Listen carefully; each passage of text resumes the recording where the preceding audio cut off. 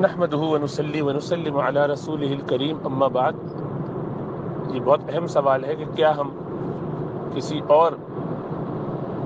Governing body یا authorities کی رائے کو لے سکتے ہیں کہ نہیں۔ جیسے کہ ملائیشیا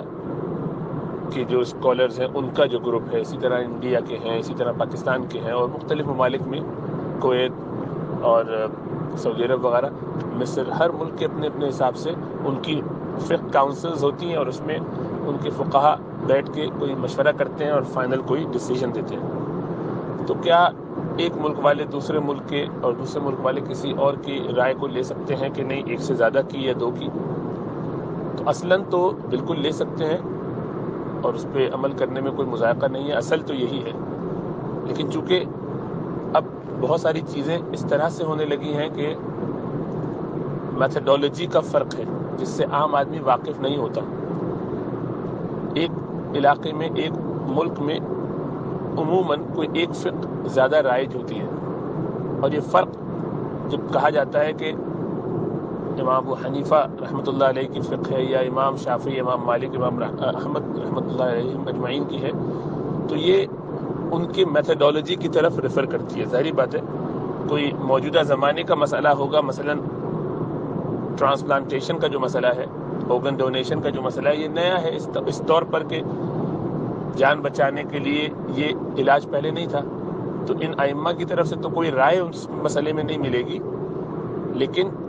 انہوں نے جو منہج بنایا ہے، جو ایک میتھڈالوجی کریٹ کی ہے، جو ان کا میتھڈ ہے جس سے جوابات نکالے جاتے ہیں استقراءً، ان کو اس پر محمول کر کے گویا وہی طریقہ اختیار کیا جاتا ہے جیسا کہ انہوں نے دیگر مسائل میں کیا۔ مثلا ایک مسئلہ ہے کہ اگر قرآنی آیت میں کوئی چیز علی الاطلاق آ جائے قرآن میں کہیں پر، تو اس کو ظنی جو دلائل ہیں ان سے تبدیل نہیں کیا جائے گا، بلکہ اس کے لیے بھی کوئی قطعی ہی دلیل چاہیے ہوگی جو اس کے امپورٹ میں تھوڑی بہت تبدیلی کر دے اور اس کی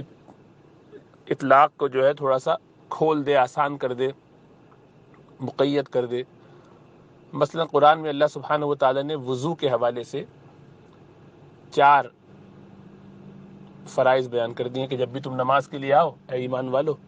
تو تم یہ 4 کام کر لیا کرو۔ فرائض 4 بیان ہو گئے۔ تو اب اس میں 5ویں کا اضافہ کرنا کسی حدیث کی بنیاد پر یا کسی کے قول کی بنیاد پر، اس میں احناف یہ کہیں گے کہ اس کو ہم فرض کے درجے میں نہیں رکھ سکتے جب تک کہ وہ اخبار آحاد کے مقابلے میں متواترہ نہ ہو، یعنی وہ مشہور روایت ہو، یا اخبار آحاد کے مقابلے میں وہ اخبار متواترہ سے آ رہی ہو، خبر متواتر ہو، یا اجماع امت ہو، یا قرآن کی کوئی اور آیات میں سے ہو، تب تو ہم اس آیت کو تھوڑا سا تبدیل کر سکتے ہیں جیسا کرنا چاہیں، کیونکہ وہ بھی قطعی اور یہ بھی قطعی، ورنہ قطعی کو ظنی سے تبدیل نہیں کیا جائے گا۔ تو یہ ایک مثلا میتھڈالوجی ہے۔ اسی طریقے سے کوئی مسئلہ ایسا ہے جو کہ فقہا کا بیان کردہ، اس میں ایک حدیث ہے یا کوئی بات ہے جس سے ایک بات سمجھ میں آتی ہے، لیکن خلفائے راشدین میں سے کسی نے یا سب نے ایک دوسری رائے پہ عمل کیا ہے، تو خلفائے راشدین کی اس بات کی اہمیت زیادہ ہوگی، اس لیے کہ وہ اللہ کے رسول صلی اللہ علیہ وسلم کی آراء کو، آپ کی باتوں کو زیادہ محفوظ رکھنے والے تھے، اور یہ ممکن نہیں ہے کہ وہ سارے یا ان میں سے کوئی بھی اللہ کے رسول صلی اللہ علیہ وسلم کی حدیث کے خلاف کوئی کام کرے۔ مطلب یہ ہوگا کہ اگرچہ اس کے مقابلے میں دوسری حدیث تھوڑی کمزور لگ رہی ہے، لیکن فقہاء میں سے یعنی خلفائے راشدین میں سے کسی نے اس رائے کو اگر لیا ہے تو وہی رائے زیادہ مضبوط سمجھی جائے گی، اگرچہ سندن وہ تھوڑی کمزور ہو دوسری رائے کے مقابلے میں۔ وجہ اس کی یہ ہے کہ یہ بات کا مسئلہ ہے کہ سند میں کمزوری آئی راوی کی وجہ سے، یہ تو فقہاء اللہ کے رسول صلی اللہ علیہ وسلم سے براہ راست لے کے چلے ہیں۔ تو اس طرح کے اور بہت سارے مسائل ہوتے ہیں۔ عموم بلوا کا مسئلہ آئے گا کہ مثلا ایک چیز جو پبلک تھی، اللہ کے رسول صلی اللہ علیہ وسلم نے ایک پبلک بات بیان فرمائی جمعے کے خطبے میں حجۃ الوداع کے موقع پر، مثلا اب وہ ایک راوی بیان کر رہے ہیں تو اس میں بھی یہ ہوگا کہ ہاں بھائی اس کو ہم دیکھیں گے کہ قرآن کی کسی آیت سے کسی اور اخبار متواترہ سے تو نہیں ٹکراتی، احادیث متواترہ سے اس میں کوئی اگر تعارض آ رہا ہوگا تو اس کو سمجھنے کے ایک دوسرے انداز سے دیکھا جائے گا۔ بہرحال یہ کام فقہا کا ہے، بڑے ائمہ کا ہے، تو یہ میتھڈولوجی ہے۔ اس کے برعکس امام شافعی کی تھوڑی سی میتھڈولوجی فرق ہے، امام مالک اور امام احمد کیا مختلف ہے۔ امام مالک مثلا یہ کہیں گے کہ ایک حدیث اگر ہمیں ملے، اور جیسے احناف کہتے ہیں خلفائے راشدین یا صحابہ میں سے بھی فقہا صحابہ جو ہیں، جو فقیہ بھی ہیں، جن کو فتوی کی اجازت تھی رسول اللہ صلی اللہ علیہ وسلم کے زمانے میں، ان کی رائے کو زیادہ مقدم رکھیں گے اگر دو صحابہ کی رائے میں اختلاف نظر آئے۔ امام مالک رحمۃ اللہ علیہ فرمائیں گے کہ اگر مدینے والے اس معاملے میں کوئی ایک رائے رکھتے ہوں گے تو ہمارے نزدیک وہ بہت زیادہ اہمیت کی حامل ہے دیگر علاقوں کے لوگوں کے مقابلے میں، اور وجہ اس کی یہ ہے کہ مدینے میں ہی اللہ کے رسول صلی اللہ علیہ وسلم آخر تک رہے، اسی لیے بہت ساری باتیں امام مالک کی اہل مدینہ کے عمل پر ہوتی ہیں، ایک مستقل ان کا